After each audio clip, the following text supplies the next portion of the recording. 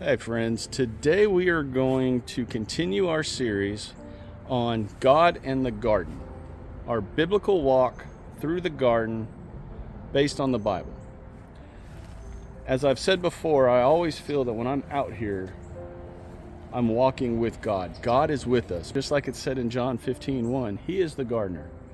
And I fully feel that this is His blessing to us to find our passion in gardening. And on that note, I started really thinking over the last month on what could be the next video. Where is He leading me in this series? And it just sort of dawned on me, let's talk about some plants of the Bible. I mean, we're all gardeners, right? So what I would like to do is talk about 4 to 5 plants that are very significant or have significant roles in the Bible or are mentioned significantly in the Bible. Having said that, y'all, sit back, relax, grab your coffee, join me in this talk about plants of the Bible.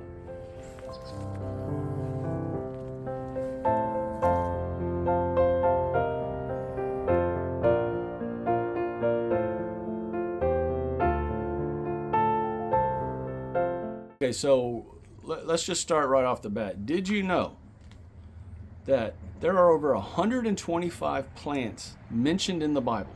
Think about that. 125 plants mentioned in the Bible. So like I've mentioned in the previous videos, gardening, plants, nature are all very significant in the Bible. And I really feel and believe that the reason for that is, one, let's think about it. The Garden of Eden is in Genesis, right? So right off the bat, we're already talking about a garden, which we've established in the first video in this series. But the importance of plants, especially importance of gardening relevance, is just all through the Bible. So again, 125 times plants are mentioned. Now, out of the 125 plants, we're going to focus on 4, maybe 5, but 4 for sure. And one of them is directly behind me, and those are fig trees, right? Fig trees have been around literally forever. And they're used in many different cultures, cuisines. Think of Mediterranean food, Middle Eastern food. Figs were very important, and having a good producing fig tree was very important to the people of that time, because that's where one of the ways they got food, right? Now in Luke 13 verses 6 through 9, they talk about a parable of a fig tree that isn't producing. And the vineyard owner wants to cut down the fig tree. The caretaker of the vineyard asks the owner, hey, wait, just give it some time.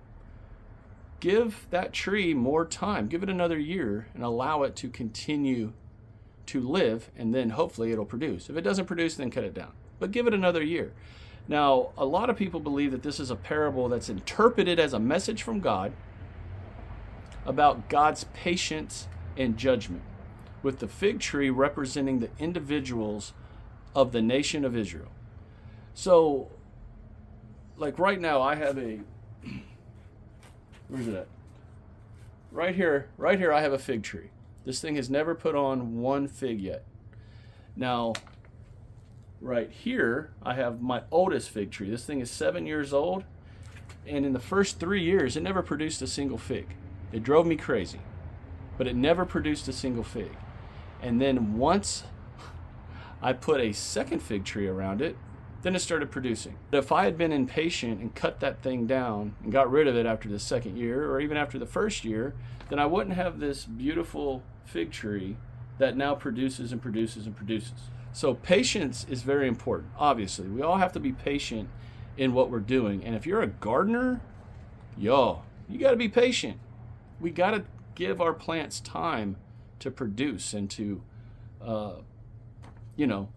live, mature, put on their fruits, and then, go through their life cycle. Now, how important are figs? Figs are actually mentioned in Genesis chapter 3, verse 7.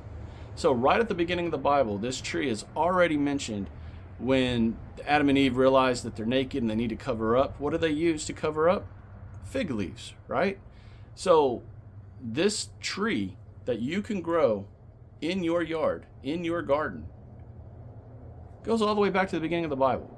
How cool is that? We can actually grow something that is literally at the beginning of the Bible. That just blows my mind. I think it's awesome. And I didn't even really think about it when I got all these fig trees, right? Like, how many of y'all have fig trees? Seriously, drop it down below in the comments if y'all have fig trees, or if you grow them for this reason, or if you're just growing them and you're like me and you're like, hey, never even thought of that. The next one, never even thought of. But I'm actually growing. It just has never produced. All right, so how many of y'all go to, say, Home Depot or Lowe's in spring, or your nursery or big box stores or whatever, and you're just starting to look at everything that you could be growing in spring? You get super excited. You're like, man, I want this tree, that tree, this bush, this plant, etc., etc. I know I do that a lot. The next plant that I want to talk about, you literally see all the time in spring in the big box stores, and that is this plant right here. Now, I know it's kind of hard to see because of all the weeds, but this plant right here.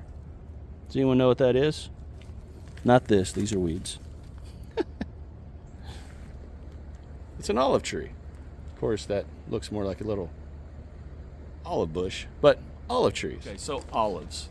Now, this is a no-brainer, right?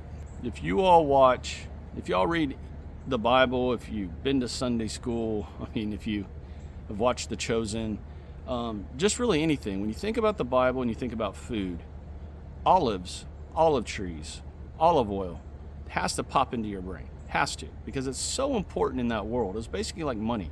If you had an olive garden,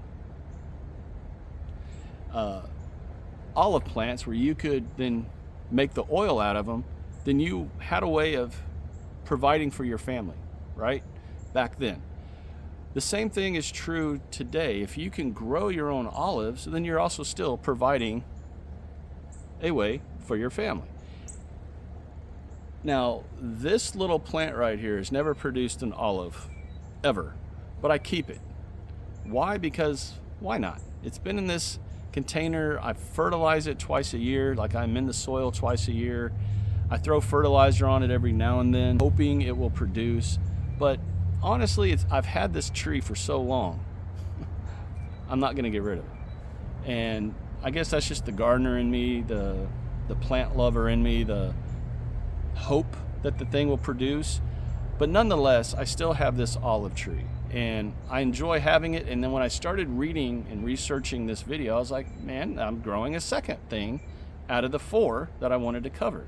And I think that's amazing. Now, let's talk about olives and the importance in the Bible. And let's just start in Genesis, chapter 8, verse 11. When the dove returned to him in the evening, there in its beak was a freshly plucked olive leaf. Then Noah knew that the water had receded from the earth.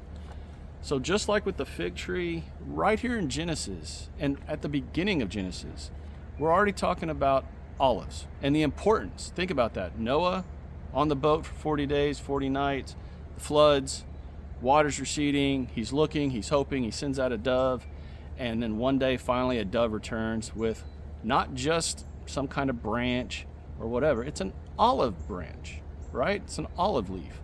That's important, it's significant. If it wasn't, they wouldn't have specified olive, right? They would just said a branch.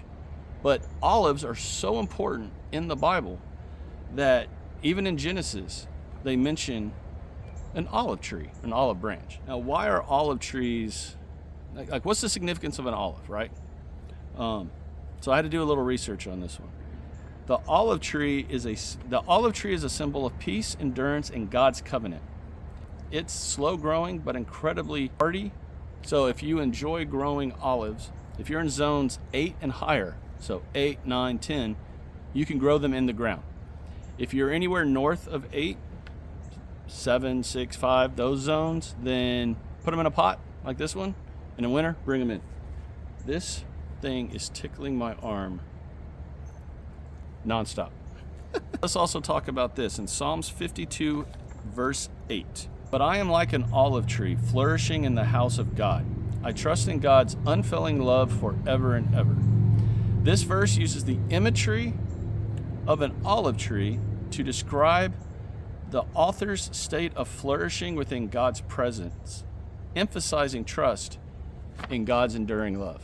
Think about that. The author could have used any example, period. They used an olive tree.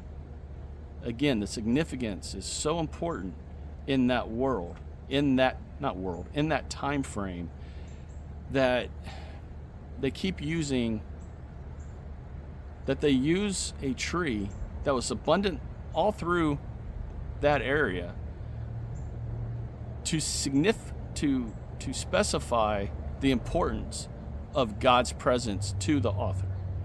Now, let's finish up olives and talk about, the most famous garden of olives anywhere, and that's Gethsemane, right? Where Jesus and the disciples hid and where Jesus prayed the night before he was arrested. Literally, Gethsemane, it means oil press. And there are still trees dated back to the time of Christ that I'm putting up right here in Israel. Now, considering how, I don't want to say dangerous, but how volatile that area is, it's a place I would love to go see, Israel, but probably never will because of the tensions that go on over there.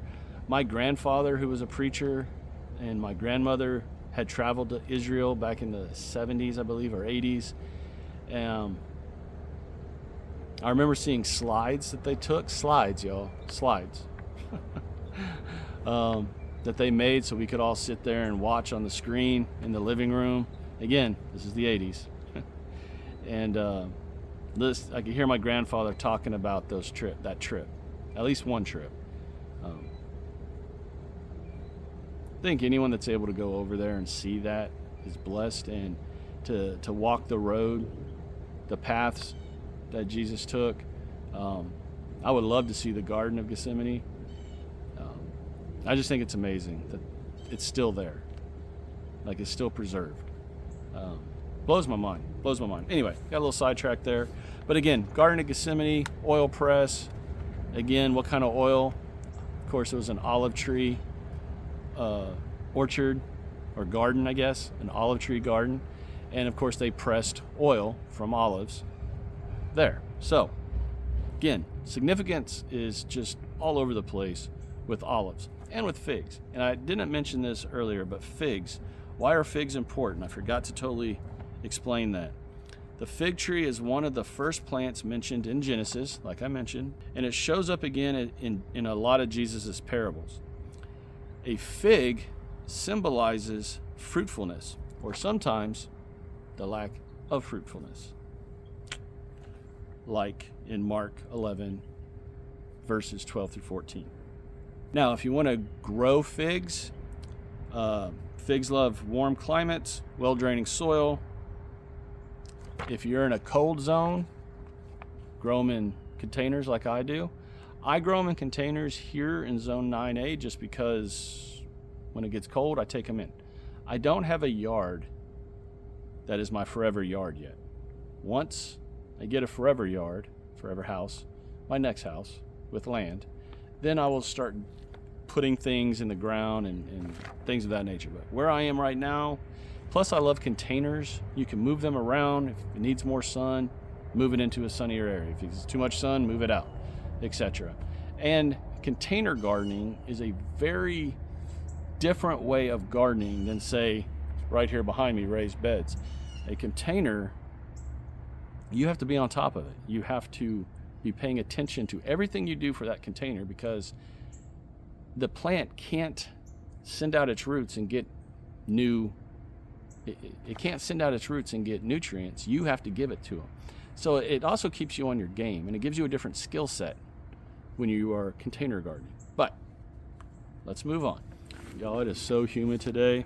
I am pouring sweat, but I love it. All right.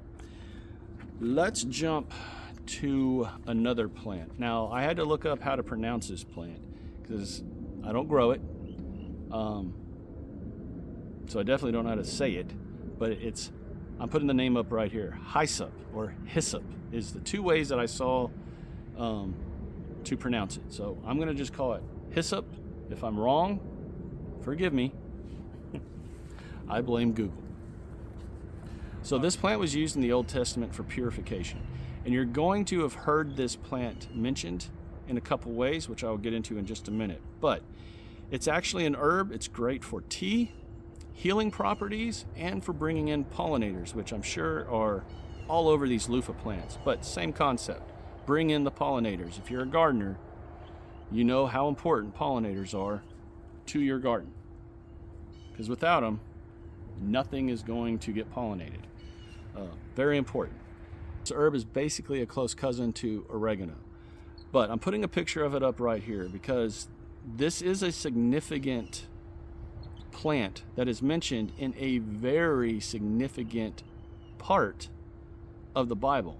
And it was actually during the crucifixion, while Jesus was up on the cross. Think about it. I had to do some very deep dive into this plant because something stuck in my mind and made me really start thinking. I was like, is this the right plant? And it turns out it was. So here we go. Let's talk about Psalms 51 verse 7 first. Purge me with hyssop and I shall be clean. Wash me and I shall be whiter than snow. Now this verse was a prayer of repentance from King David after his sin with Bathsheba. David asked God to cleanse him from his sins using the imagery of being purged with hyssop and then washed until he was whiter than snow. So this herb was used, like I mentioned a few minutes ago, for medicinal purposes, for cleaning, and is a significant herb in the Bible for those reasons. Now you can still grow them. You can grow this herb today. In fact, it grows everywhere, and like I mentioned, it's a great pollinator. It's also mentioned in Exodus 12:22, where they're talking about how to apply the blood of the lamb around your door frame during Passover. They use hyssop as basically a sponge. Why is that important? You've also heard sponge used in another way during the crucifixion, right? And that was what got me thinking. When I read the excerpt, when I read the verse of Exodus, I was like, wait a second, I've heard sponge used before, right? Do y'all know where I'm going with this? Because I looked it up. Here we go. John 19, verse 29.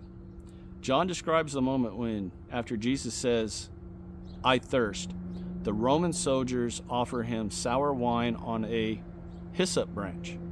It's also stated or used in different versions of the Bible, different translations of the Roman soldiers dipping a sponge into soured water or soured wine and given to him up on the cross after he says, I thirst. But this action fulfills a prophecy from Psalm 69:21, which speaks of giving a person vinegar to drink. The sour wine, possibly mixed with water, was a common drink for soldiers, and the hyssop, a small plant, was likely used to reach Jesus' mouth without needing to lift the entire jar.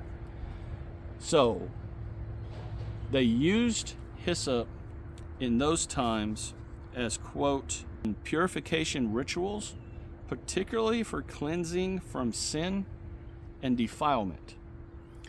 So, King David said, let me use hyssop to clean myself white as snow. In Exodus, they talk about using hyssop as a sponge to put blood around the door frame during Passover. And Jesus says, I'm thirsty, and the Roman soldier dipped a sponge of hyssop into whatever they were drinking and put it up to his lips. So, how important is hyssop? It's pretty important. It was the last thing that touched Jesus' lips. I mean, if you really think about the significance of that, that's pretty crazy. It stopped me. I had to reread those verses and make sure I was like not losing my mind when I saw it. So the importance of this herb, I've just explained. You can grow this one in your garden if you choose to. If you have an herb garden, I suggest giving it a shot. Now, I don't know very much about the herb. Honestly, I've never grown it. But if it's like oregano, it's probably going to spread pretty quick. So you're going to have to keep your eye on it, keep it contained, keep it tamed, so to speak. That is a third plant from the Bible that we can still grow today. Just blows my mind. All right, so the fourth plant that I want to talk about, that, let's be real, if you read the Bible, if you've been to Sunday school, you know the fourth one that I'm going to talk about. It's got to be one of two things, right? Well, we're going to talk about the mustard seed. And I probably don't need to go really deep into how important the mustard seed or mustard trees were back then. A deep dive, well, maybe not a deep dive. Let's dip our toe into the water about the importance of the mustard seed in the Bible. Let's start right off the bat here. Matthew 13, verse 31 through 32. Jesus said, "The kingdom of heaven is like a mustard seed, tiny, but growing into something big and life-giving." Jesus uses the parable of the mustard seed to illustrate the growth of the kingdom of heaven. The parable emphasizes that while the kingdom may begin small and seemingly insignificant, like a tiny mustard seed, it has the potential to grow into something large and influential, providing refuge and support for many, like a large tree. Mustard trees can get huge, y'all. Huge, but they start from a teeny tiny little seed. And back then, Jesus, once again, in his infinite wisdom, using gardening related parables so that his disciples and the common person that heard his teachings would understand, because back then everyone gardened. You had to, or you didn't have food, right? So using the gardening parables was so important, and I think it's a beautiful illustration of using something so tiny that will then grow to be so big. And it was just a very simple yet powerful visual way for Jesus to explain his message to where even the most common person could fully understand what he was talking about, right? Let's talk about Matthew 17, verse 20. He replied, "Because you have so little faith, truly I tell you, if you have faith as small as a mustard seed, you can say to this mountain, 'Move from here to there,' and it will move. Nothing will be impossible for you." Again, Jesus is explaining, oh, you have so little faith, but if you just have enough faith the size of this little tiny mustard seed, that's all you need to move mountains. Like, think about that. That is so powerful, right? Like, now Matthew 17:20, it speaks to having faith the size of a mustard seed, emphasizing that even a small amount of genuine faith can accomplish great things.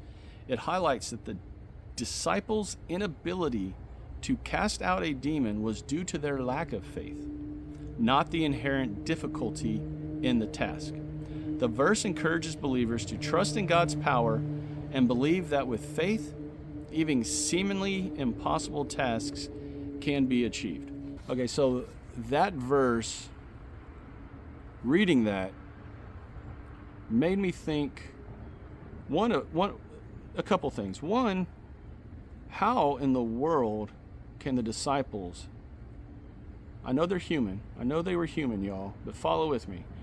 How is it that you are following a man, watching him heal the blind, heal the sick, raise Lazarus from the dead, walk on water,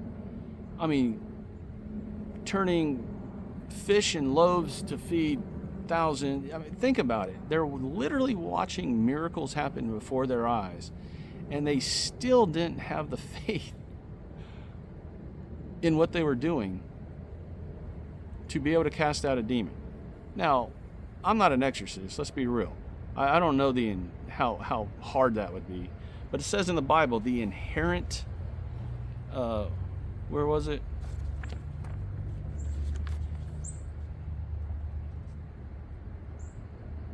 the inherent difficulty of the task. Well, yeah, I'm sure it's incredibly hard to cast out a demon.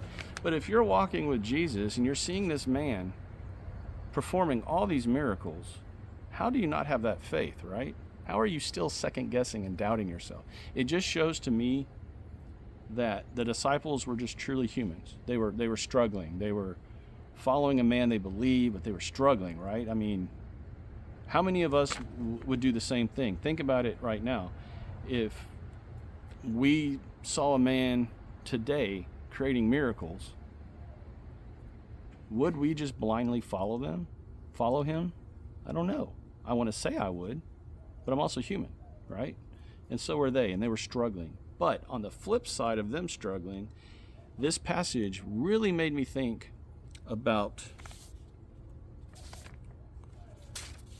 this right here, the faith of the centurion. Y'all know this parable or the story, and if you don't, I don't know if y'all watched The Chosen, but in season 4, this story is talked about, is shown. And what blows my mind about this story is you have a Gentile, you have a Roman, right? Now let's take ourselves back to that time. Anyone that wasn't Roman were looked upon as like scum of the earth, right? By the Romans. Now, within the Jewish community, you had the hierarchy, right? You had the rabbis, the Pharisees, and all that. And then they looked down on everyone who wasn't one of them. So you've got these two classes of people, right? You've got the Jewish religious authority that saw themselves bigger than their people, in a higher class than their people, I guess is the better way to say that. And then you had the Romans, who were Gentiles, right? Anyone who is not Jewish is a Gentile, or that's how they were looked at. Well, you have a Roman who, in two different accounts, both in Luke and in Matthew, both Luke and Matthew record this story in a couple different ways. Same outcome, but different specifics on the story. But either way, basically what happened was a Roman who had seen Jesus create miracles, heal the blind, saw it with his own eyes. A Roman had so much faith in Jesus's gift, in him being the Messiah, in his ability to heal, that he asked him to heal a servant boy, is what he called him. In The Chosen, it's shown to be his illegitimate son, who had been paralyzed since birth. And this Roman had so much faith in Jesus that he knew Jesus could heal his son without even being in the room or laying hands on him. And Jesus was so taken back by this Gentile, this Roman's belief, his faith, his all-encompassing faith in Jesus' ability, that Jesus healed his son without ever, or the servant boy, however you want to look at that, without ever even being in the room with him. And before the Roman left, he knew he had already been healed, because he had that much faith and belief in Jesus. Now, you take that and you think about just how much faith and how much risk he took asking Jesus to do this. Because think about it. Romans couldn't be seen talking to, a religious zealot like Jesus. You know what I'm like? Really think about it. He risked a lot doing this. Yet he had that much faith, and the disciples who were with Jesus day and night, watching, listening, learning, still questioned and didn't have the faith of even a tiny mustard seed. It blows my mind, y'all. Like, think about it. Now, I could be totally wrong, but I think the way I've thought of this and the way I'm trying to explain it, I hope I'm making sense, but it just blows my mind. You got two different, you got the disciples and you got this Roman dude, right? And the Roman guy had more faith in Jesus' ability than the disciples at certain times. It just shows how wild the human condition is. That you could be witnessing miracles daily, or you could be surrounded by a bunch of people that you consider lower than yourself, but God impressed upon that Roman to really see the miracle and believe in Jesus' ability and that he was the Son of God here on earth, and really risked a lot doing that. So mustard seed faith is so important. All you need right now, if you are watching this and you are on the verge or you're on the fence of, man, do I want to commit? Do I believe that Jesus is my Lord and Savior? Did he die for me on the cross for me? Just lonely old me. Yes, he did. He absolutely did. And drop it in the comments if you need prayer advice, if you need prayer warriors, if you need direction. I'll do what I can to help. I know there's lots of people that will be able to help and to guide and to give faith and support if you need it. So please drop it in the comments. Go find a church, get online, find people that are like-minded. Do what you need to do to find your support group. But again, we can start right here on this video, in this community of like-minded gardeners, on this channel. I have the faith of a mustard seed, without a doubt. And I've taken a big leap of faith in doing these videos, and I hope I am helping by bringing to light, if you're a gardener, how all of this plays into this right here, into this cross, into him, into his message, into just everything that we do in the garden. I mean, I'm surrounded by bees right now. I'm looking at everything out here. How can you not be in awe when you walk in your garden? Because I promise you, you are walking with Jesus, with God, when you are walking in your garden. I said this, I believe, in the second video in the series, but when you're out here, give yourself 5 minutes. No phone, no nothing. Find a place in your garden, or just slowly walk through your garden looking at everything. Or go sit down somewhere in your garden where you can just be at peace. Turn your mind off and just listen to everything around you. You are going to hear a voice talking to you. I guarantee it. All right, y'all. I'm just going to keep it real. Every time that I do these videos and I research and I have all my notes, and my Bible and everything going, I tend to go longer than I expect. And these are the one videos that I don't mind doing that in. I feel that I'm obviously I'm a vessel for him to try to help, little bugs here, to try to help spread his word through this medium. And I feel that when I go longer than I expect, it's okay. I don't think y'all mind. At least I hope you don't. Okay, so I wanted to do one bonus plant. And this might be a little funny, but let's talk about grapes, right? We're not going to talk about wine and Jesus turning water into wine, even though I literally just said it. But the grapevine, right? In John 15, verse 5. This is a well-known verse that reads, "I am the vine, you are the branches.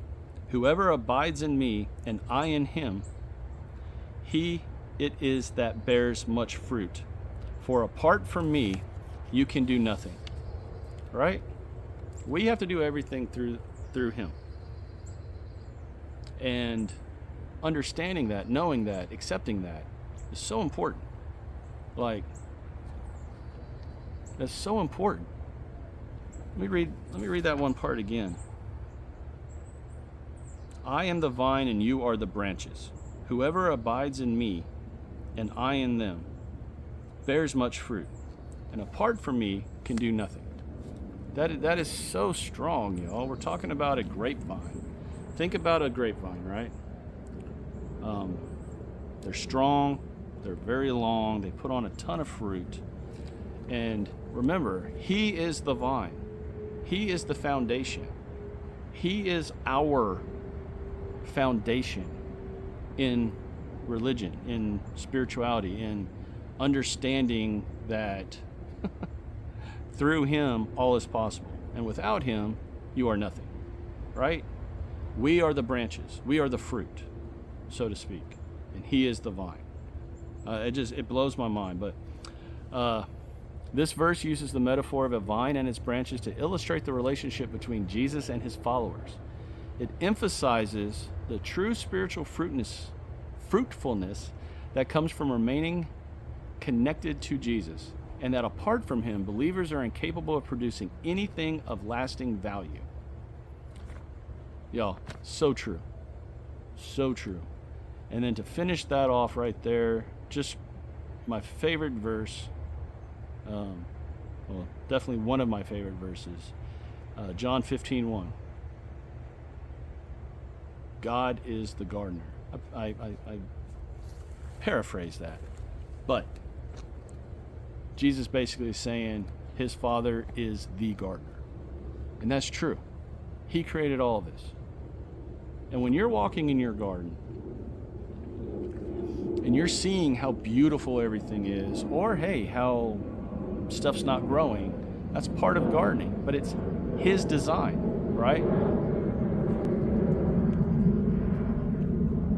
It is his design that your garden is the way it is. And I don't know how more beautiful that could be than to really think about the fact that we are gardening because of his grace. He gave us this blessing, this amazing gift of gardening, of this desire to get out in our backyards, our gardens, get our hands dirty, our fingernails, get some dirt under the fingernails, get our littles out there with us. I always preach, I don't want to say preach, I always stress this so importantly on this channel, to get the next generation involved. And if you can do that with your little, your grandson, son, granddaughter, daughter, niece, nephew, if you can get them involved in the garden, show them how beautiful it is to be outside and growing things. Show them the little lizards and the bees and everything that are out there. Get their little minds just excited to come outside with, Nana or Pap or, Grandma, Grandpa, Mom, Dad, Auntie this, Uncle that. Get them outside. And then when you're outside, you know what you can do? You can slowly start teaching them that, hey, this is God's gift to us. Look at what God's given us. Isn't this amazing what God gave us right here? Look at this beautiful tomato or cucumber or carrot. Y'all see where I'm going with this?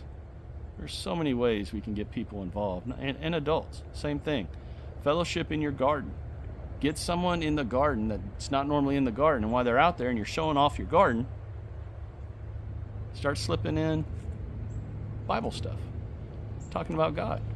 Or hey, if you've got a group of church folk that are your people, invite them over one time, get them in the garden, show them, hey, so-and-so, you probably might not have ever thought of this, but have you ever thought about checking out my garden? Let me show you what God has given us. Check out how amazing this is. Or, hey, my garden is in bad shape. You want to come out here and give me an idea of what maybe you could think of something that I don't. Doesn't matter if you're not a gardener. Just come on out with me. You see where I'm going with this? Get people in the garden. Fellowship with them in your garden. Show them what you're doing. And just remember, God is the gardener. We are just stewards of his garden. That's how I kind of look at it. Yeah, I'm a gardener, but little g. He's the gardener with the capital G. You follow me? All right, everyone, so that's the video. I hope I was able to relay my points in a well understood way. I think it's important that as we continue our journey with God, and we can continue our journey as gardeners, that we remember that those go hand in hand. You know what I mean? And being able to grow crops from that time today, it still just blows my mind. But I mean, think of how cool that is. If you got fig trees, olive trees, hyssop plants, mustard seeds, grapes, you're growing something that was biblically important and not just mentioned, but those were important crops during that time and used in significant ways in the Bible. And I think it just goes without saying that there's a reason for it, right? There's a reason they were used in those ways, in those parables or stories, examples. And I think it's just awesome to be able to really have those still available to us today in the garden. So everyone, that's the video. Hope you all learned something from it. Hope you got something out of it. If nothing else, I hope it inspired you to go out, grow something, or maybe look at your garden in a different way. Maybe get someone into your garden where you can fellowship with them. You can talk to them about their faith, or just plant that seed. And I mean that literally, that pun intended both ways. Plant a seed, literally, and grow something. But also plant that seed in Christ for someone. So important, y'all. So important. So until next time, everyone, take care. May God continue to bless each and every one of you. And from the bottom of my heart, may your roots grow deep and your faith grow strong. Talk to y'all again real soon.